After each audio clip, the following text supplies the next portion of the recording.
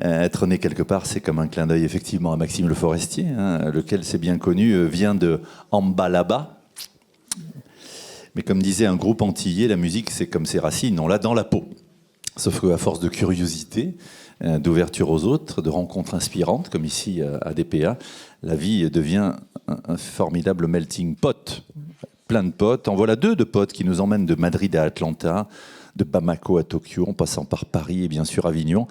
Je vous propose un sacré voyage entre saveur, sourire et bonheur. Alors ces derniers temps, vous l'avez remarqué, la fonction de responsable du bonheur, Chief Happiness Officer, a fleuri dans les entreprises. Notre invitée a toujours été passionnée par ce qui touche les gens, leurs émotions. Elle est même allée à leur rencontre dans les territoires, comme quoi le bonheur est dans le pré de chez nous. Sylvia Garcia qui est avec nous. Sylvia, viens nous rejoindre.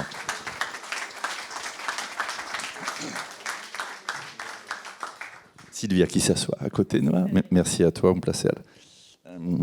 Tout jeune, il a eu le goût des autres et forcément, il s'est un peu senti à l'étroit dans la cuisine familiale de Seine-et-Marne.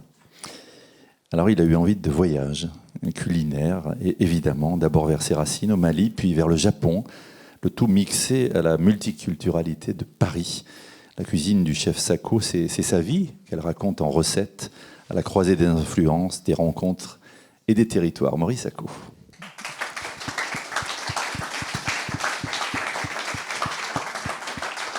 Viens t'asseoir à côté de Sylvia. Maurice, merci. Merci d'être avec nous faire l'amitié de... T'es venu en voisin, là, parce que tu connais bien le coin, et puis t'as encore tourné pas très loin, c'est ça ? Ouais, je commence à bien connaître la région. Donc, on tournait là hier à Aix-en-Provence, et on a fait toute la semaine dans le Luberon, absolument incroyable. C'est magnifique. Il a fait très chaud, mais c'est très beau. Il y a cette curiosité qui t'anime depuis toujours, curieux de tout, des autres, échanger, parler, c'est ta vie, ça ? Oui, totalement. Moi, j'ai toujours été un peu rêveur comme enfant et surtout très curieux de forcément des choses que je ne connaissais pas et curieux de tout, surtout. Donc, ça passait... par des recettes, forcément, mais ça a toujours été curieux de l'autre. Et je pense que la plus grande mine d'informations qu'on peut avoir, c'est l'autre. Et donc, j'ai toujours été dans cette idée d'aller découvrir les autres, d'échanger et d'apprendre, surtout. Je parlais de territoire, je parlais de lieu de vie. Ça commence en Seine-et-Marne ? Oui, moi, ça commence en Seine-et-Marne. Donc, c'est un territoire que moi, j'apprécie particulièrement parce que souvent, quand on s'imagine... la banlieue parisienne, on pense à des barres d'immeubles et ainsi de suite, et la Seine-et-Marne, c'est pas du tout ça. Ça ressemble... C'est la campagne, hein ? Ouais, c'est la campagne. Donc, moi, j'ai grandi dans cette relation un peu entre ville et campagne. Donc, c'est le terminus du RER E, pour ceux qui connaissent un peu Paris, et c'est très loin. Mais en même temps, j'ai grandi à 40 minutes, je prenais le RER et je prenais le train. Et en 40 minutes, j'étais à Paris et j'étais à Châtelet-Léal, en plein milieu. Et en 40 minutes, je prenais le vélo et j'étais au milieu d'un champ. Il n'y avait rien d'autre que des vaches et des pommiers, quoi. Donc, j'ai toujours grandi dans cet entre-deux. Et c'est une richesse que j'ai toujours eue. Et aujourd'hui, c'est une grande force. Alors, tu dis un entre-deux, j'ai envie de dire un entre-trois, parce qu'il y a le Mali aussi. Oui. Et il y a le Mali, donc ce point central au milieu, donc à la maison. Et moi, j'ai grandi dans une famille où on était 9 enfants. Et donc, mes parents sont originaires du Mali. Et à la maison, on a vécu dans cette ambiance familiale où on avait des musiques qui étaient d'Afrique de l'Ouest, du Mali, du Sénégal. Les plats que ma mère préparait, c'était ces recettes-là aussi. Et j'ai grandi avec cette culture partout autour de moi. Donc, Qu'est-ce qu'elle préparait, maman, qui te plaisait à l'époque ? Tu disais, allez, refais-moi encore, non pas le steak tartare, parce que c'est plus nous, mais... Non, il n'y avait pas de steak tartare. Non, un poulet yassa, un bœuf mafé, un poulet mafé, toutes ces recettes-là. Qu'est-ce que c'est un poulet mafé ? Un poulet mafé, c'est une sauce à base d'arachide. Donc, on va retrouver de l'arachide, tomate, piment, une épice qui s'appelle le soumbala, qui est très importante. Ça sent une horreur, mais quand on le goûte, ça goûte pas ce que ça sent. Et on mange ça généralement avec du riz. Et donc, le poulet, on vient le cuire directement dans cette sauce. Tu parles de riz, je me tourne vers toi, Sylvia, on a des origines espagnoles tous les deux, la paella valenciana, hein, voilà. Merci d'être avec nous. Toi aussi, tu as toujours été curieuse des autres, l'envie d'aller capter les émotions de tes semblables. Oui, absolument. Je trouve que les territoires, c'est en fait les relations qu'on établit avec les autres, qu'on peut avoir, sentir quelqu'un, ressentir une émotion quand on se rencontre, on établit une relation. Si la personne est de très loin ou de très près, peu importe. Donc finalement, les territoires, c'est aussi très variable et c'est au fil de nos rencontres, relations, émotions, plats, on voyage en étant notre territoire d'origine. Oui, et tu as coutume de dire, Sylvia, que ça enrichit soi-même et ça permet, c'est intéressant ce que tu dis, d'être entendu. Oui, tout à fait. Je pense qu'une clé, Roselyne parlait avant, le panel avant nous aussi, de écouter et se faire entendre. C'est très important. C'est une des bases de n'importe quelle bonne relation, que ce soit avec des clients ou la famille ou nos enfants ou les citoyens. Il faut se sentir entendu et se faire entendre aussi, effectivement. Alors, il y a quelque chose qu'on voit et qui transpire de vous deux, c'est un rayonnement, ça, si vous le sentez vous aussi, mais non mais c'est vrai, moi je vois en faisant beaucoup d'interviews, ça irradie, on a envie de... Voilà, et c'est une sorte de bonheur. Parle-nous de ce... Non mais sérieusement, de ce bonheur et de cette aventure Coca-Cola qui est vraiment un parcours atypique. On part de Madrid, on va aller jusqu'à Atlanta. C'est un parcours dans des territoires géniaux. Oui, merci. En fait, oui, c'est un parcours pas habituel qui a été possible parce que je ne poursuivais pas de mener la vie professionnelle que beaucoup voulaient. Donc je n'étais pas préoccupée par gravir des échelons et suivre dans les traces et les schémas déjà balisés. Moi, je voulais faire des choses qui me passionnaient. Je voulais toucher les gens avec les publicités ou les communications ou des produits. Je voulais connecter. Et donc, je n'avais peur non plus de dire ce que je pensais ou de faire autrement. Et quand on est libre, on n'a pas peur, on se permet beaucoup de choses, on nous tape dans les doigts beaucoup de fois aussi. Mais c'est grâce à ça, je pense qu'un jour, on m'a téléphoné du bureau de président. Donc là, tu étais chez Coca, mais à Madrid. Hein. Chez Coca, à Madrid, dans le marketing. Et donc, on m'appelle du bureau de président. Et tel que Roselyne disait avant, quand on reçoit un appel du président, on ne sait pas si c'est une très mauvaise nouvelle ou une très bonne nouvelle. Les deux en même temps. Un peu ça. Donc je me suis dit, je suis montée, je me suis donc dit... Donc le président de Coca-Cola Monde qui t'appelle d'Atlanta, hein, c'est ça? Non, c'était en Espagne. Donc le président qui appelle, donc il était dans nos bureaux. Donc je monte, je me dis, qu'est-ce que je fais? Parce que je me suis dit, c'est plutôt une mauvaise nouvelle. Et il me dit, j'ai entendu que tu as fait beaucoup de campagnes, marketing, tout ça. Il est temps que tu t'occupes du bonheur. Alors là, je me dis, c'est ressources humaines qui essaye une nouvelle façon soft de nous dire, voilà, ton temps est venu de t'occuper des affaires, de partir de l'entreprise. Je me suis dit, c'est un test. Oui, ça sent mauvais. Oui, c'est un test. Et donc, j'attends un petit peu parce que souvent, il faut attendre de recevoir toutes les informations avant de décider, de sauter. Donc, je me dis, bon, oui, vous voulez dire. Et donc là, il me dit, il y a une vision vraiment incroyable. Il y a plus de 15 ans, il me dit, il y a des experts de tout horizon qui étudient ce que c'est le bonheur. Parce que, en fait, tous les médecins, la médecine étudiait toujours comment finir avec le malheur, les bobos, les douleurs, ce qui est déjà incroyable et bien sûr, c'est très important. Mais il y a à peu près 30 ans, des scientifiques se sont dit, et si on pouvait étudier aussi le bonheur, ce qui nous rend mieux, meilleur, et ce qui nous fait faire dire qu'on a une vie qui a valu la peine d'être vécue, ou un travail...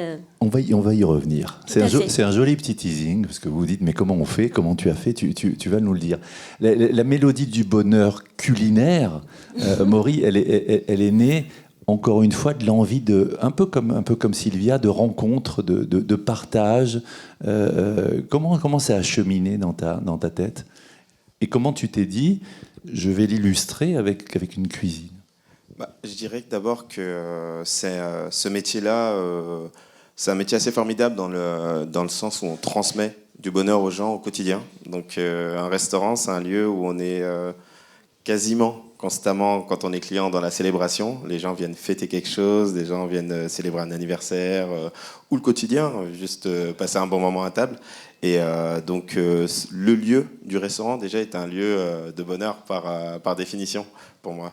Et qu'est-ce qui m'a amené à venir créer cette cuisine? Justement, on vient échanger, on vient connecter différentes cultures, différentes recettes, différentes personnes. Moi, c'est juste une illustration de la manière dont j'ai vécu. Donc, j'ai toujours vécu avec plusieurs cultures. J'ai toujours vécu entre justement cette culture du Mali, du Sénégal, la culture française. Et quand j'étais tout seul dans ma chambre, j'ouvrais des mangas et j'étais sur le Japon. Et donc, je me suis jamais posé cette question de me dire qui je suis, d'où je suis, qu'est-ce que je suis. Parce que finalement, je sortais, j'allais chez mon pote qui était marocain, et puis je mangeais chez lui, et je me posais pas la question de est-ce que c'est marocain ou pas. Non, c'est la nourriture qu'il y a chez lui, et puis mon ami vietnamien. Et puis finalement, j'ai grandi comme ça dans ce brassage culturel. Et pour moi, il y a une sorte d'évidence dans le sens où, là, on va parler de territoire, mais ce territoire, il peut être physique, mais il peut aussi être métaphysique, parce que ça peut être la représentation de qu'est-ce qu'on a dans la tête, comment on a grandi, avec qui on est connecté, quelles sont nos passions dans la vie.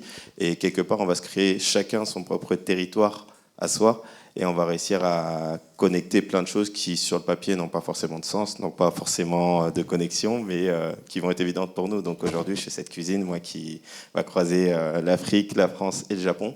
Des fois, on cherche des ponts, des fois, on va chercher des contrastes, parce qu'il y a des contrastes assez évidents entre ces trois cultures, et c'est justement dans cette recherche et finalement dans la connaissance de l'autre que je vais réussir à extraire le maximum. Donc c'est pour ça qu'aussi, au quotidien, je suis assez opposé à la notion, on me dit, fais de la cuisine fusion. Je vais dire non, on fusionne pas, on prend pas un pour faire un. Au contraire, on va mettre en valeur chaque culture et on va aller chercher ce qu'il y a d'intéressant, à mon sens, pour le mettre en lumière. Et parfois, une culture va servir à pousser une autre vers le haut. Et c'est vraiment cette idée-là qu'on vient pas fusionner, on vient additionner. Et au contraire, parfois, on va soustraire et on va en mettre une en retrait.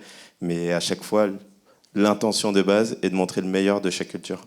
D'enrichir à chaque fois. Quand on parle de territoire, on l'évoquait avec Roselyne, on l'évoquait avec tous nos intervenants passionnés qui se sont succédés sur cette scène. On parle de coutumes, on parle de langue, on parle de tradition, on parle aussi de saveurs et de produits, Maury. Oui. On parle de tout ça là, en même temps, donc forcément... le produit, ça te tient à cœur. Hein. Quand on parle de produit, moi c'est quelque chose, c'est mon quotidien, c'est mon travail, c'est ce produit, à chercher le meilleur produit au meilleur moment, au meilleur endroit, naturellement. Donc c'est là où la notion de terroir prend tout son sens.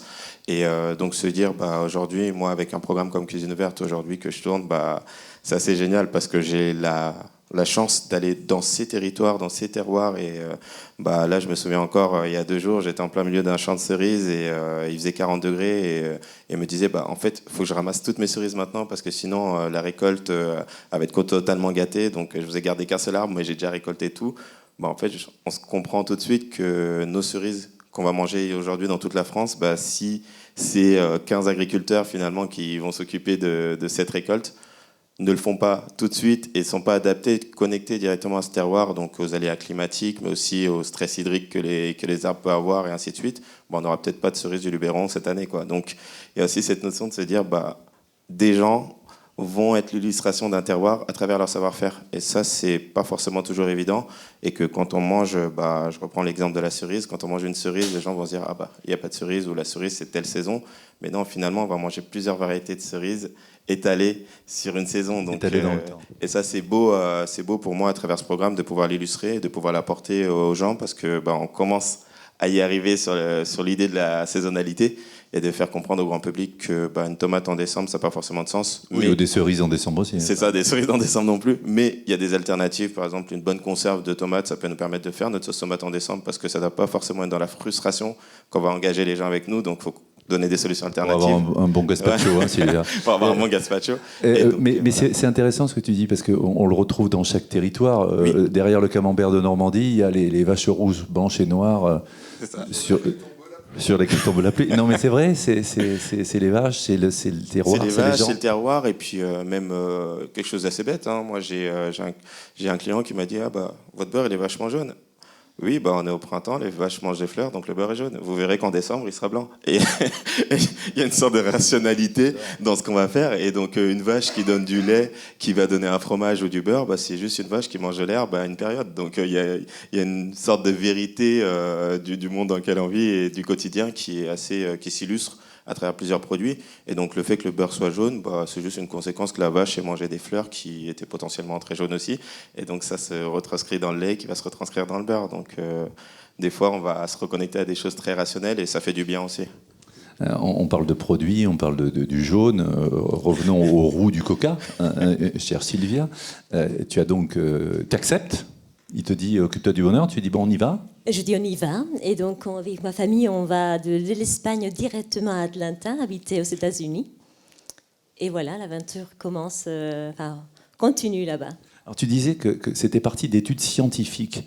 En fait, quelle était l'idée Je crois qu'une des campagnes de Coca, c'était ouvrir du bonheur ou partager du bonheur. Oui. En fait, en tant que marque produit, et vous savez tous des marques produits ou services, pendant très longtemps, Coca-Cola disait ouvrez du bonheur. Et des marques, les services, avaient un département de communication, de marketing, qui parlait du service ou des produits. Mais nous, on s'est dit, il y a très longtemps, ce qui s'est avéré vrai, les gens ne croient plus, ou n'ont jamais cru au marketing, parce qu'on va évidemment dire le meilleur des meilleurs. Maintenant, les gens veulent savoir beaucoup plus. Et donc, si on est une marque du bonheur, il faut que nos employés soient traités le mieux possible, que nos managers soient managers positifs, qu'ils utilisent des moyens de management le plus appétissant, je vais dire. Ouais, non, mais on voit bien, hein, c'est des sujets qui vous occupent, qui nous occupent. C'est qu'il n'y ait pas de décalage entre le discours et la réalité. Exactement. Et donc, on s'est dit, avec l'Institut du Bonheur, on peut pas seulement être une marque qui a un slogan « Ouvrez le bonheur », mais aussi une marque qui agit et qui ramène à la société toutes ces études, toutes ces découvertes, et le ramène aussi à l'interne, à nos managers. Et donc, on s'est dit, voilà, un Institut du Bonheur qui transmet à la société, qui transmet à l'interne et à nos clients aussi tout ce qu'on sait, peut faire un peu du bien. En fait, c'est la fameuse symétrie des attentions. Hein. Tu traites ton client interne, ton collaborateur, de la meilleure des façons. Alors, il le fera pour le client externe. Il y a cette notion de performance aussi, quelque part. C'est-à-dire qu'avec du bonheur, on est plus performant. Oui, en fait, je ne pouvais pas vendre toutes ces intentions en interne s'il n'y avait pas derrière... Il y a quand même du business, comme on dit. Il faut générer du chiffre d'affaires pour... voilà. Il fallait que ça marche. Et donc, j'ai eu la chance, parce que les études qui avaient été faites par des économistes montraient qu'effectivement, quand les gens sont bien, non seulement ils donnent le meilleur d'eux-mêmes, mais biologiquement, ils ont accès à des parties du cerveau qui ne sont pas accessibles quand on est sous ce stress ou dès qu'on en a marre. Donc, on travaille mieux, on connecte mieux avec les autres et on traite mieux ses clients. Et tout ça fait que les ventes augmentent, que la satisfaction cliente est meilleure, qu'on a plus de créativité, parce que la créativité, on ne peut pas être créatif quand on a peur, quand on est stressé. Et donc tout ça, on l'a mesuré. On a ramené des scientifiques dans le pays des Coca-Cola et on a étudié les gens avant, pendant, après qu'on intervenait sur le management positif, tout ça. Et on a vu les résultats. Et puis il y a eu des études faites dans tous les pays du monde, tout type d'entreprises, qui ont démontré que ce qu'on avait vu chez Coca-Cola était commun à tout type d'entreprise. Comme quoi, cette quête du bonheur et cette satisfaction d'être heureux, elle est partagée par beaucoup. Maury, j'ai une question je suis toujours aussi curieux, désolé. Ouais. Est-ce qu'il y a une limite à ça, à cette cette logique du bonheur ou pas? Désolé, c'était Non, pas non. prévu. Très bien, c'est Je suis parfait. curieux de le savoir. Oui, on y va. C'est une très bonne question. Et en fait, on n'atteint jamais le bonheur. Le bonheur, c'est quelque chose. Il est où le bonheur, hein, c'est ça, Il est hein? où le bonheur? Et, on dit aussi, nous, qu'on se rend compte, une fois qu'il est parti, on l'a vu avec le Covid aussi, des choses comme aller au restaurant, qu'on rencontrait les siens, on n'a plus pu faire. Tout d'un coup, on s'est dit, mon Dieu, comment j'étais bien il y a quelques jours et je ne profitais pas. Et donc, on n'arrive jamais. Et en fait, quand on dit bonheur, et on peut le mesurer, on ne mesure pas la joie et les sourires, c'est génial, la joie et les sourires, mais il y a des choses beaucoup plus profondes et moins intenses, comme se dire ça vaut la peine de me lever tous les jours et c'est pas facile tous les jours, mais j'ai un pourquoi ou un pour qui je fais ça. Le sens au travail, hein, l'engagement. Hein. L'engagement. Je me sens en confiance. J'ai une équipe avec qui je me vois partager les bons, les mauvais. Je peux me sentir épaulée. Et pas des gens qui vont me trahir, parce il y en a beaucoup aussi. Beaucoup, Donc c'est rapprocher des gens. Je vois que Roselyne acquiesce. Roselyne doit savoir beaucoup de ça. Dans les grandes entreprises, c'est un peu, on dit que c'est faire de la politique quand on est dans une grande entreprise. Je ne le savais pas, donc je me suis pris ça en gueule, comme on dit. On va voir les rencontres que tu as faites, Sylvia, qui sont formidables dans cette quête du bonheur. Maury, on n'a pas encore parlé de la cuisine française. Alors, certains disent oui, c'est du beurre, c'est de la crème. Il y a plein de poncifs par rapport à ça. Alors, la cuisine française, c'est un patchwork de territoires, de saveurs, de recettes ancestrales. Toi, comment tu l'as appréhendé au tout début? Parce que tu nous parlais de ce que faisait maman à la maison. Il n'était pas tout à fait le bœuf carotte ou la choucroute, mais... Et déjà, la cuisine française, c'est du beurre et de la crème. Hein. Ça, on peut pas l'enlever. Hein. Mais il y a plein d'autres trucs, mais il y a du beurre et de la crème. Et moi, je l'ai appréhendé tardivement parce que jusqu'au collège, d'ailleurs, je n'étais même pas à la cantine. Donc, je mangeais vraiment la nourriture de mes parents ou chez mes amis très souvent. Et donc, mon premier contact, déjà, il était à la cantine. Si on pouvait ouvrir un autre sujet sur la cantine, parce que bon, c'est dommage qu'on soit dans ce pays-là où la gastronomie est si importante et le manger de manière globale est aussi important et qu'on ait une qualité qui soit aussi déplorable. Ils sont aussi victimes hein, parce qu'il y a des budgets qui ne sont pas énormes, mais je pense qu'il y a un vrai sujet, même sur l'éducation des jeunes, à faire sur la nourriture, les produits. L'éducation au palais. Hein. L'éducation au palais, l'éducation aux produits. Je crois qu'il y avait une stat où il y a 60% des enfants en primaire qui confondaient une courgette et un concombre. Donc, on peut se dire qu'il y a quand même un gros boulot à faire parce que 60%, c'est pas rien du tout et ça va donner des adultes après qui vont même éduquer des enfants. Donc, on voit qu'il y a un savoir-faire qui peut se perdre assez rapidement en 1 ou 2 générations. Donc voilà. Donc, moi, j'ai fait mon travail en allant à l'école hôtelière après. Et donc, c'est là où j'ai vraiment découvert cette gastronomie française et tous ces produits, quoi. Donc, et ce qui était très sympa pour moi, c'est que c'était une découverte tous les jours à l'école. Parce qu'un artichaut, un fenouil, je ne savais pas ce que c'était, vraiment. Donc j'ai dû découvrir ces produits-là, j'ai dû découvrir comment les préparer, et j'ai dû quelque part aussi les assimiler moi-même, me les faire miens, et se dire, ok, c'est un artichaut, c'est comme ça, un fenouil, c'est comme ça va dans telle recette, cette recette, elle est hyper intéressante. Et quelque part, petit à petit, j'ai développé mes propres connaissances, et aujourd'hui, c'est de ces connaissances-là dont je me sers pour venir les hybrider avec d'autres cultures. Comment tu fais dans le... Est-ce que... Tous les produits se valent, j'ai envie de dire, une pomme a autant de valeur que du caviar.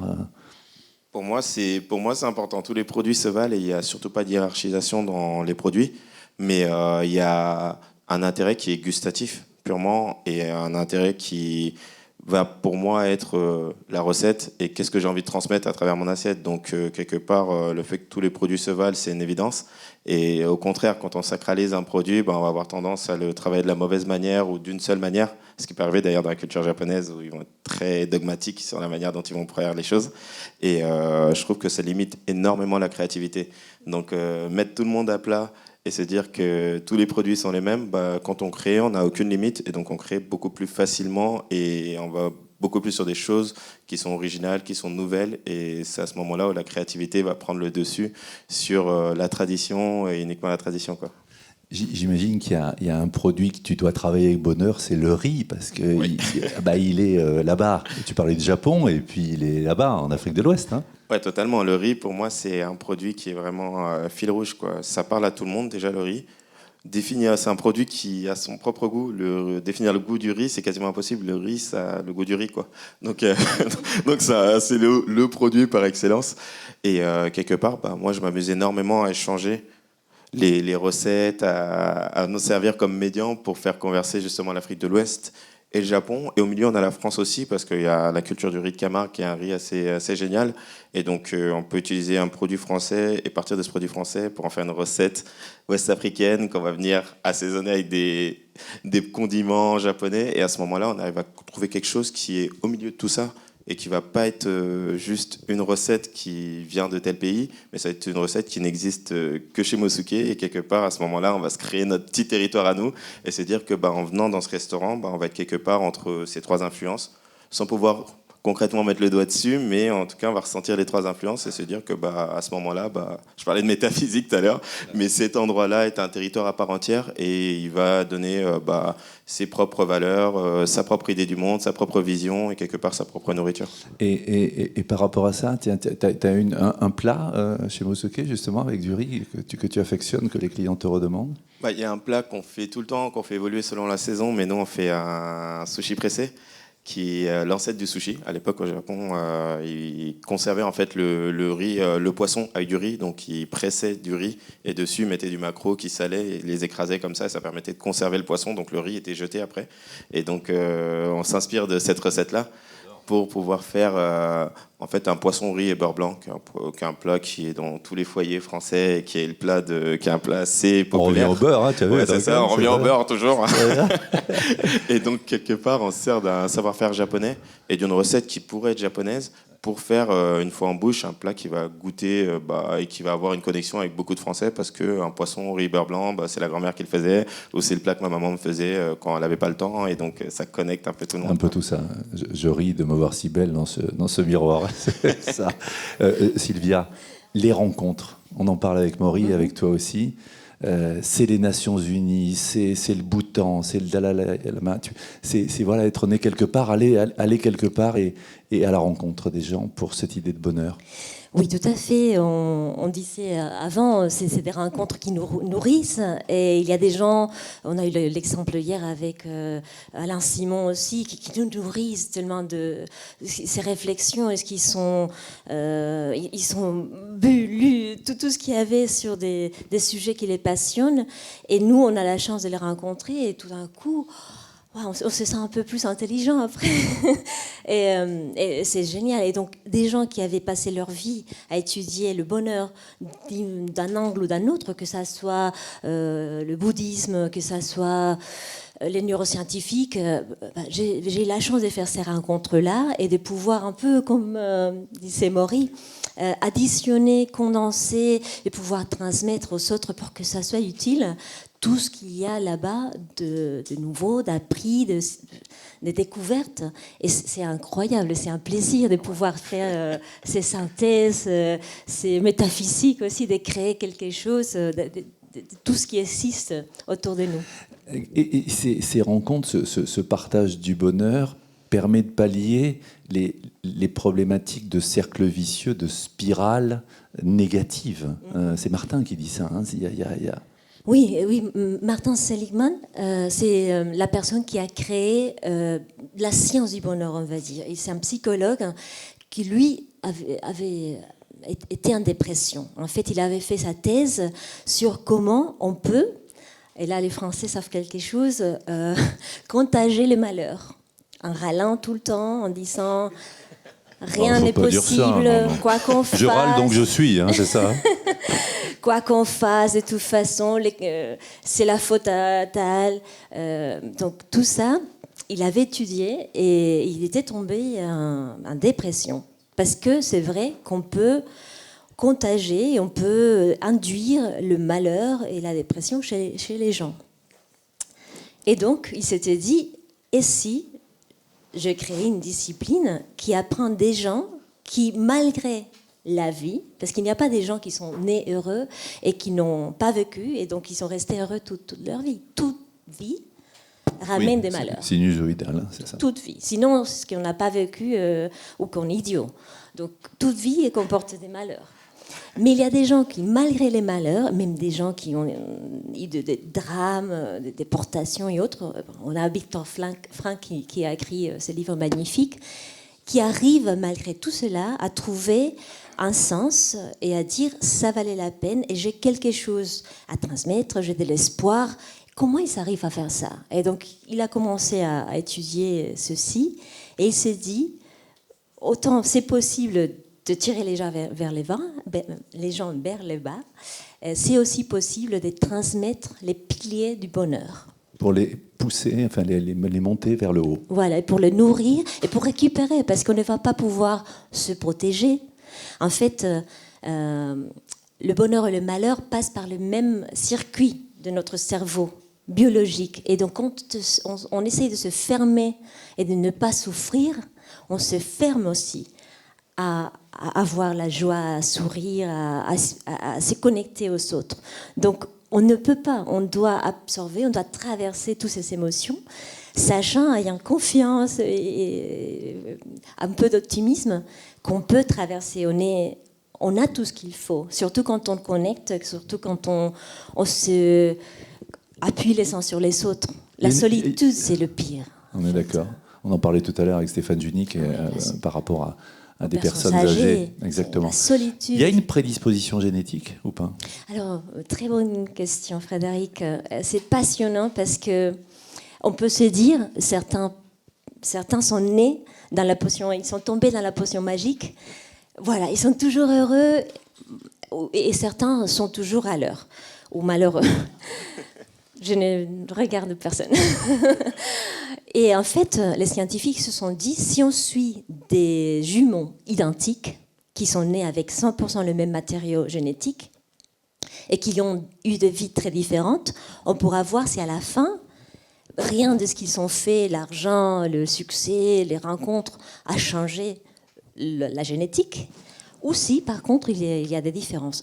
Et ils ont vu qu'il y a des différences énormément, statistiquement significatives. Et donc, oui, il y a une partie, un peu comme... je peux parler souvent des femmes, on dit toujours, j'aimerais bien faire 2 kilos de moins, mais quoi que je fasse, je tente toujours à avoir 2 kilos de trop, selon moi. Mais si on travaille, donc on a une tendance. Pareil, on est avec une tendance génétique. Mais si on travaille, si on fait du sport, si on a une vie, si on prend les aliments variés, corrects... Si on va manger chez Maury, par exemple. Voilà. Bonne idée. Donc, on est beaucoup mieux et on retrouve un poids de forme, on est beaucoup mieux. Pour le bonheur, c'est à peu près 50% dans nos gènes. Donc, 50%, c'est le point de départ. Certains mieux que d'autres. Mais... on a seulement 10% qui sont les choses externes. Donc, quand on dit mais c'est perdre des chaussures. J'ai un rêve si je l'avais. Et puis on l'a. Et quelques jours après, ils font mal en plus. Et quelques jours après, on a oublié ça. Donc, toutes les choses qu'on veut, c'est bien parce qu'ils nous font travailler, ils nous font nous lever pour avoir la maison, la voiture. Mais ça revient dans le long terme. Donc, parler de court terme et de long terme, on est tellement centré dans le court terme. L'immédiateté. Qu'on pense que la vie qu'on a est égale au bonheur qu'on va avoir. Et non, la vie, on est très mal doué pour choisir le bonheur. Donc, la vie n'est pas égale au bonheur. Ça compte 10% dans notre vie. Et 40%, c'est nous. C'est avec qui on travaille, nos collaborateurs, comment on se présente tous les jours, comment on est optimiste dans le sens qu'il y a toujours, quand Roselyne disait, on marche. Si on me ferme cette porte, si on me dit non par ici, je prends le jambon et je marche. Et j'irai quelque part de meilleur. C'est vrai. Alors, le jambon, il y a du jambon dans ton restaurant. Il faudra que j'y aille d'ailleurs. Qui est allé dans le restaurant de Maury? Quelques-uns. Maury, S'il il est y pas a... bon, ce restaurant. il y a- Ouais. un privilège, Roselyne. Moi, j'espère aller bientôt. Faire. On était avec Nicolas Taverneau hier, qui a commencé, qui a ouvert cette 16e édition de Dirigeants au Pays d'Avignon. On a parlé avec lui des marques de la chaîne, qui sont devenues des marques emblématiques, Top Chef en particulier. Deux choses, je voudrais voir avec toi, Maury, c'est l'engouement pour la cuisine aujourd'hui, cette médiatisation, et puis on parlait de dépression, je ne ferai pas référence à certains chefs, mais les étoiles. Toi, tu as une étoile, c'est une étoile qui 5e année, je crois. Hein. Ouais, 5e année cette année. Regard par rapport à tout ça. Par rapport à tout ça, je dirais que déjà la médiatisation de ce métier, moi je dirais clairement que c'est une bonne chose. C'est quelque chose de positif pour le métier. Et tu es un acteur noble de cette médiatisation. Oui, totalement. Maintenant, j'apporte ma pierre à l'édifice, on va dire. Et c'est vrai que moi, j'ai commencé ma première année où je me suis inscrit donc en BP, hôtellerie-restauration. Il n'y avait pas encore d'émission de cuisine. Et tout le monde me demandait pourquoi, alors que moi, c'était un choix que j'avais fait délibérément. Et ce n'était pas une voie de garage, mais c'était considéré comme une voie de garage. Et si on faisait de la cuisine, c'est qu'on avait mal travaillé à l'école. Et donc, j'ai pu voir la conversion, parce qu'il y a le premier programme justement sur M6 avec Cyril Lignac à ce propos-là. Et j'ai pu voir le changement de vision des gens vis-à-vis de mon métier, donc celui de cuisinier. Et au fur et à mesure, de l'année 1, l'année 2, l'année 3, et quand j'ai fini à la fin de mon bac pro et que j'étais prêt à me lancer vraiment dans le métier, en fait, de pourquoi on est passé à trop bien, trop cool, tu dois faire des bons plats à la maison, et en 4 ans, finalement, la vision du grand public a totalement changé sur notre métier.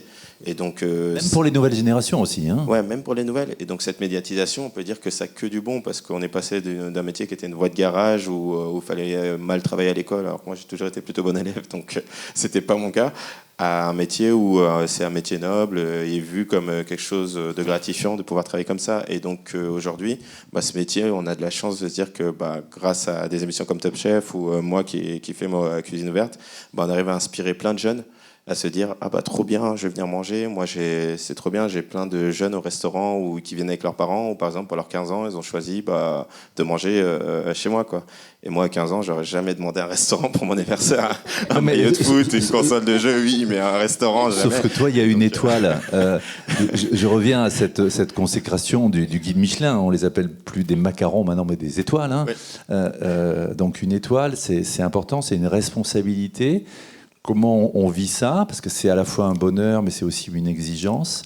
Ton regard par rapport à ça et par rapport à ce qu'on a pu voir ou percevoir dans les coulisses des cuisines où c'était « oui, chef ».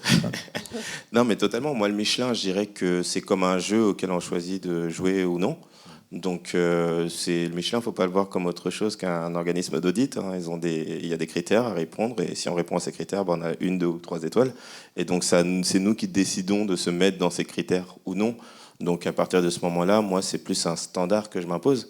Et j'ai ouvert ce restaurant en me disant je veux avoir une étoile parce que j'ai toujours travaillé dans des restaurants étoilés.